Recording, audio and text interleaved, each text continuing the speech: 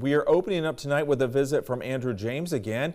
May is Cystic Fibrosis Awareness Month, and Andrew is sharing stories of families right here in the Cape Fear who battle the disease every day. Hi, Andrew.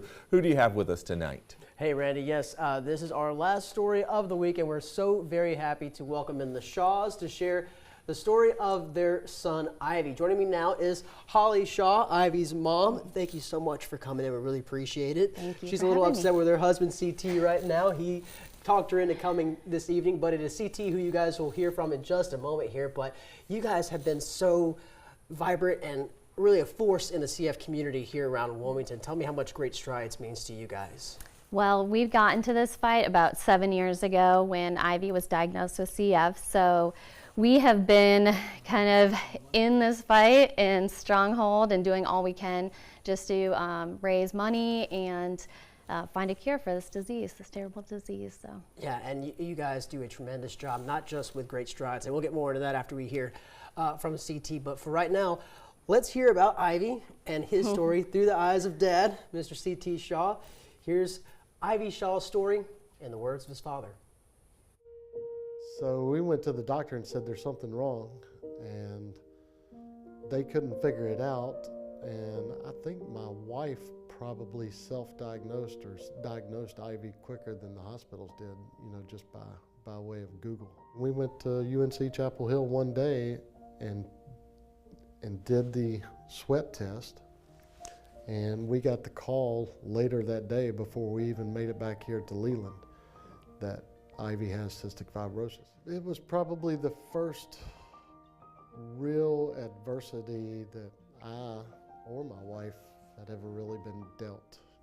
Everybody that has cystic fibrosis have the same cystic fibrosis, and his words to me were, Ivy will write his own book. Every morning he wakes up to a vest. He's doing inhalers and then his typical consumption of enzymes before he eats breakfast. And as far as activities, outdoor activities and sports, our thing is soccer, which I get to coach him. Tennis, he does tennis every week. And they're a little bit fascinated with golf, both he and his sister.